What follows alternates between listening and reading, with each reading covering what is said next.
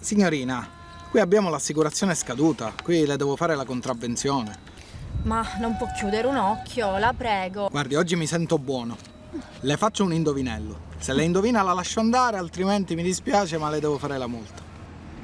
Allora, ha 2 ruote, una marmitta, un manubrio e si guida con il casco. Cos'è? Vabbè, facile, una moto. No, signorina, deve essere più precisa. Una moto, cos'è? È una Ducati, una Suzuki, una Kawasaki? Più precisa. Le devo fare la multa, mi dispiace. Facciamo così. Glielo faccio io un indovinello. Allora, se indovina, mi fa una multa. Diversamente, vado. Accetto, signorina. E allora, siamo in una strada buia, c'è un fuocherello e una donna accanto vestita in maniera sexy. Chi è? Facile, una prostituta. No, deve essere più specifico. Quella prostituta potrebbe essere sua moglie, sua sorella, sua